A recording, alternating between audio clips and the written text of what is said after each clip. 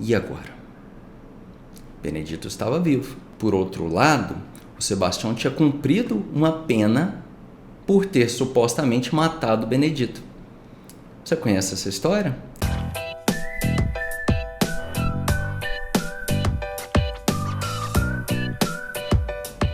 Sebastião tinha sido condenado por matar o Benedito. Ele viveu 15 anos de uma vida muito sofrida.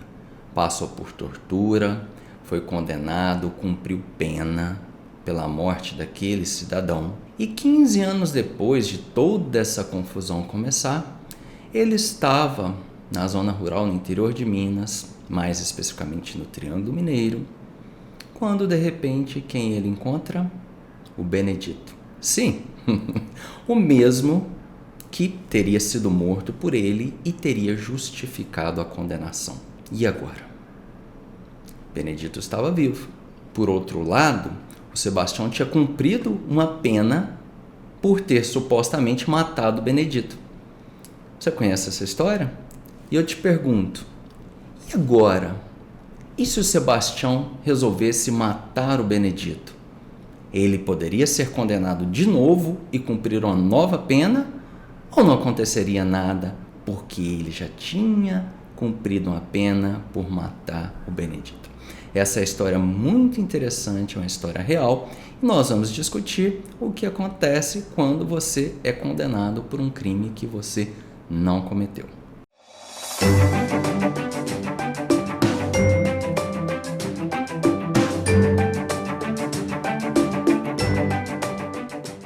A história que eu vou contar para vocês é de um dos maiores erros do judiciário brasileiro e se passou bem próximo de onde eu vivo, aqui no Triângulo Mineiro, na cidade de Araguari. Era o ano de 1937, mais especificamente o finalzinho de 1937, e havia 3 primos, o Benedito, o Joaquim Naves e o Sebastião Naves. Eles eram sócios no empreendimento e, certo dia, o Benedito se hospedou na casa de um deles porque ele iria fechar um negócio de uma venda de arroz, um negócio muito grande. E realmente esse negócio foi fechado, ele recebeu esse cheque e descontou o cheque, enfim, estava tudo bem. Até que na noite de 30 de novembro de 1937, com o dinheiro nas mãos, o Benedito foi à inauguração de uma ponte com os primos, com o Joaquim e com o Sebastião.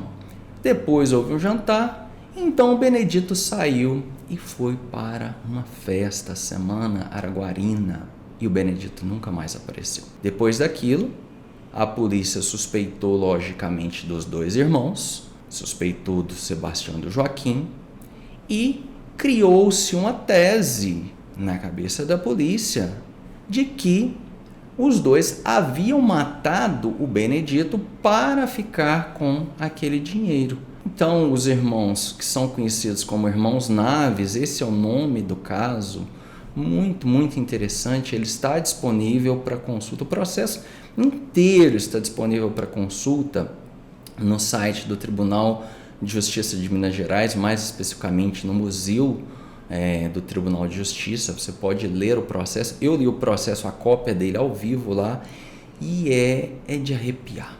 Por quê? Porque os irmãos sofreram, mas sofreram todos os tipos de tortura que você pode pensar. A mãe deles, sob a acusação de que ela estava escondendo dinheiro, foi torturada, foi molestada. A cidade, sabendo daquilo, se voltou contra os 2 e eles então foram levados a julgamento. Eles confessaram para a polícia mediante tortura e foram levados a julgamento.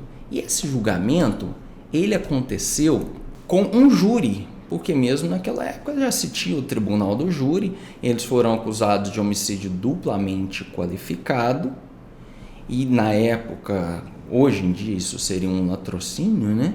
Mas na época a acusação foi de homicídio duplamente qualificado, e no dia 26 de junho de 1938, qual foi a decisão do tribunal do júri? Absolveu os 2.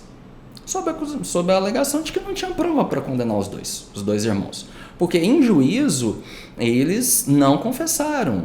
Eles falaram, olha, não fomos nós que matamos o Benedito. E não havia corpo, não se encontrou dinheiro, não se encontrou corpo. A tese da polícia é de que os dois tinham convidado o Benedito para uma viagem até Uberlândia, a minha cidade, e no meio do caminho, na ponte do Pau Furado, uma ponte conhecida aqui, eles teriam enforcado o Benedito com uma corda. Mas o júri entendeu que não tinha prova.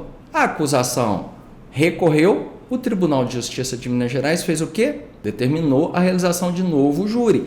E assim, no dia 21 de março de 1939, novo júri foi realizado. Qual foi a conclusão do júri? De novo, absolveu os dois irmãos por ausência de provas de que eles teriam cometido aquele homicídio. Mas naquela época era possível que o Tribunal de Justiça, em grau de recurso, suplantasse a decisão desse Tribunal do Júri. Quem não conhece o Tribunal do Júri é aquele julgamento em que quem decide se realmente houve um crime são pessoas da sociedade, são jurados, e o juiz, na verdade, vai conduzir, o juiz que a gente chama de juiz togado, ele vai conduzir o julgamento e vai apenas depois decidir questões como pena, enfim. Mas quem decide se realmente houve um homicídio e se o acusado foi o responsável é o júri, são esses cidadãos. Hoje em dia, a decisão do júri é soberana. Se o júri entender que não houve crime ou que não há provas, não tem como se mudar isso.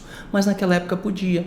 E o Tribunal de Justiça de Minas Gerais reformou então essa decisão do júri e condenou os irmãos. Eles ficaram na cadeia até 1946. Depois disso, eles foram soltos por livramento condicional. Em 1948, um dos irmãos, o Joaquim, ele morreu como indigente em uma casa de idosos lá. Aí nós chegamos àquela data que eu falei, 24 de julho de 1952. O Sebastião, em outra cidade, também no Triângulo Mineiro, encontra o Benedito vivinho, como a gente diz, vivinho da Silva e cheio de saúde. Aí eu te pergunto, o Sebastião poderia ter matado o Benedito ali e nada teria acontecido com ele, já que ele teria cumprido a pena? Isso já foi até, se eu não me engano, foi um roteiro de um filme.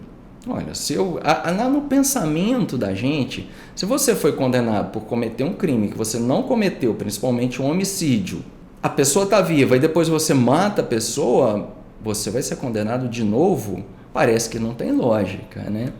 Mas não é assim que funciona. E por que não funciona? Porque, vamos supor, uma hipótese em que o Benedito, vamos trazer isso para cá, vamos entender que isso teria acontecido hoje, para a gente trabalhar com as leis que estão em vigor hoje. Vamos supor que o Benedito simplesmente não soubesse de nada o que tinha acontecido com os irmãos Naves. De repente, alguém teria direito a matá-lo só porque, por um engano, por um erro judiciário, por uma confissão feita mediante tortura pela polícia, algo que ele não teve nada a ver com aquilo, ele poderia ser morto por isso e quem o matasse não teria consequência nenhuma? Não faz lógica, não faz sentido, não tem a menor lógica, não é assim que funciona. Aí você pode me dizer, olha, mas e se a gente considerar que Benedito fugiu para ficar com dinheiro?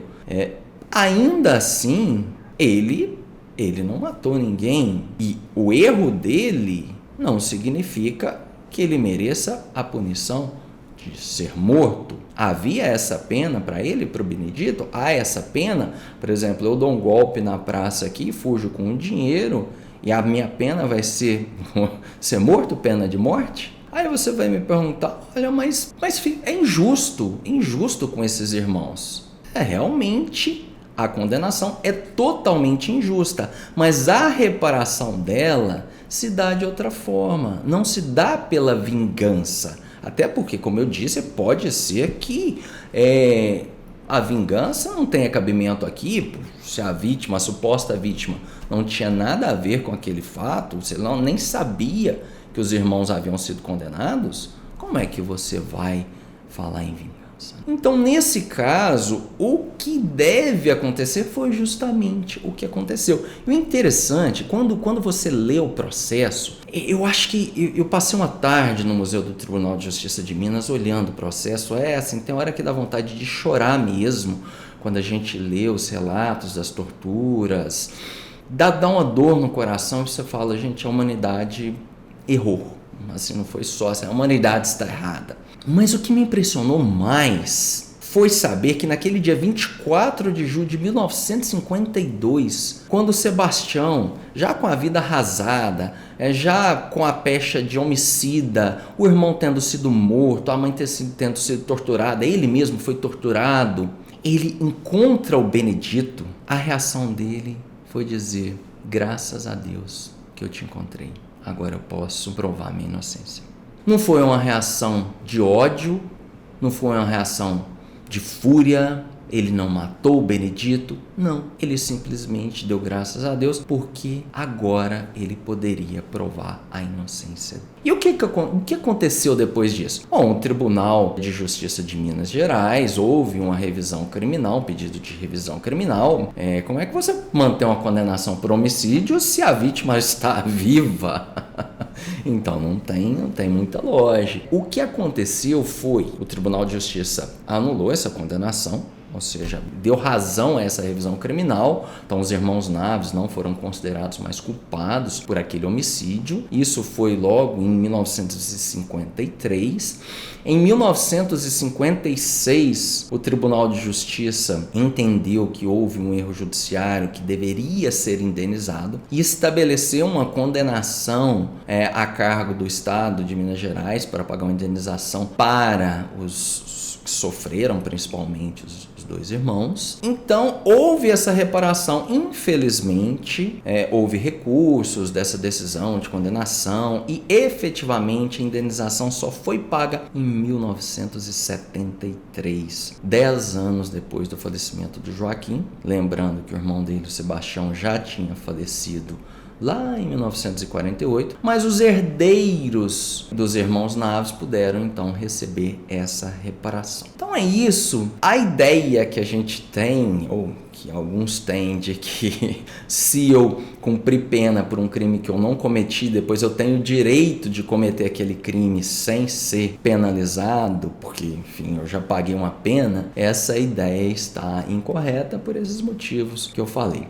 E no mais, recomendo mais uma vez a leitura do processo. É uma aula não só para quem é dessa área do direito, mas todos os cidadãos podem participar um dia do Tribunal do Júri, e é muito interessante conhecer como pode se dar um erro tão grande que acaba com a vida de tantas pessoas, como foi esse do caso dos irmãos Naves. Então é isso, um abraço e vamos continuar democratizando o conhecimento jurídico dessa forma.